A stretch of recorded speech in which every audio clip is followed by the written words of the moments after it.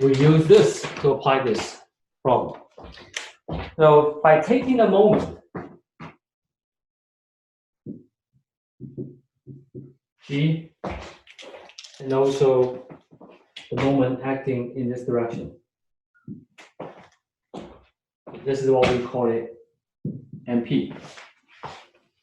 First of all, looking at the left-hand side of the carbon equation, what are the moments acting on this plate? Do we have any other moments acting on this plate? At this point, P. At point P, there's only MP, right? There are no additional moments acting here. And of course, you argue that, Professor, there's a force. Yes, there's a normal force acting here. At point P, there's a normal force, MP, and there's also a shear force, BP. But they don't produce moments. So we don't consider them. Therefore, at point P, we only have one term, which is MP. And that's what we're going to write here. MP equals what? MP equals to, first of all, normal component and tangential component times the corresponding distance times mass. So here, we know that there is tangential component, normal component, right? This is the AG, normal component, and this one here is AG, tangential component.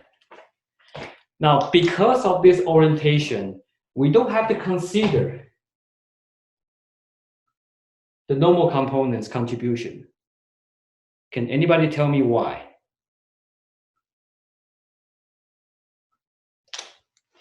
We don't have to consider normal component in this configuration.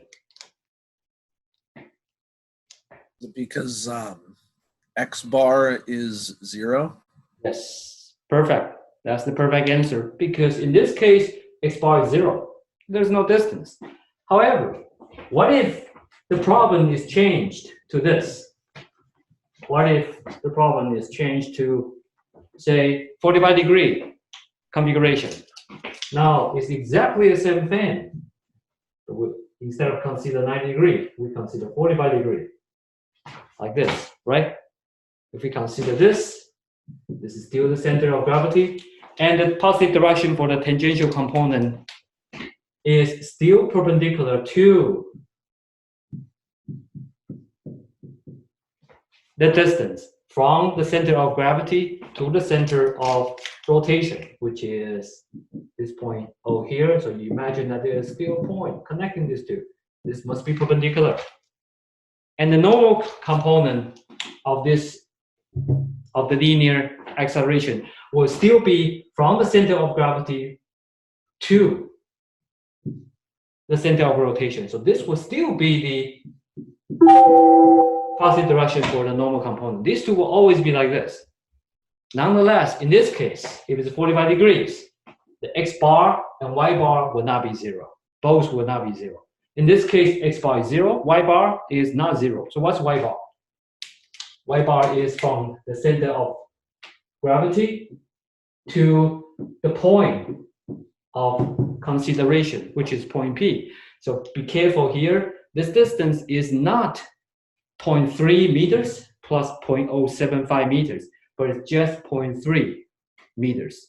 So just be careful, this is 0.3 meters. Now here is a positive or negative. Of course, the first term, X bar is 0, for the reason I just explained. The second one is a positive or negative. It's positive because this is the formulation I choose based on the configuration in 47. And the reason this term is negative is because of the direction of angular acceleration. So that was from the example on my notes, page 47. In this case, Y bar is positive because the positive direction for the tangential component is the same direction in the positive direction of the moment.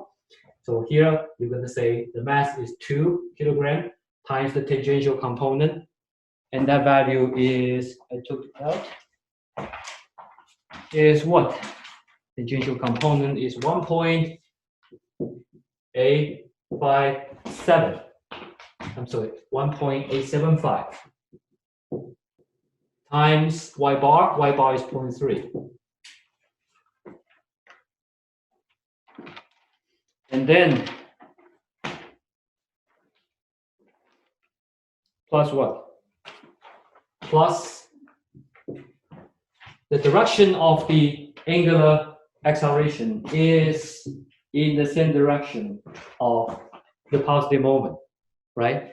So the second positive sign is not because of the positive sign of the tangential component, it's because of the sign of your angular acceleration. So these two are positive for different reasons. This one is positive because of this positive direction for the tangential component. The second positive sign is because of the direction of angular acceleration. Just be careful, these two are positive for different reasons. And that is why this is a plus IG. IG is 0.18 times omega alpha is 5. And then we will find the answer. So this answer here is 2.025 is Newton meter. This is how we found the bending moment. All right. Any questions? Is that clear? Okay. Now, since we have this configuration here, what if I have a different configuration? And what if I say that the angular velocity is still going this way, but the angular acceleration, I changed it to become that way, which is going counterclockwise. What if this becomes nu alpha? If we change a problem like this, and then your x bar here will no longer be 0 because these two, the gravity actually force is going this way. So it will produce here, this will be your x bar from here to here, will be your y bar. You can have both terms not being 0. Furthermore, if the direction of alpha is changed, then this sign here will become negative. Okay? All right. Let's move on to the next example, example 25. So this is how we use planar kinetic equations of motion in finding internal forces. Remember, there are 3 possible applications of planar kinetic equations of motion, right? You can use it to find linear components of displacement, velocity, accelerations at a point other than the center of gravity. That's what we usually like to do. Or you can use it to calculate what will be the required, either is the angular velocity, angular acceleration to achieve that kind of motion. The last application is this. How do you find internal forces or internal reactions? Next example is this. Suppose we have a simply supported beam. Beam is supported by a spring. The spring has a spring constant to be, let me see. Spring constant is 20 newtons per meter. And the total distance from one end, which is point A, to the other end, point B, is 3 meters.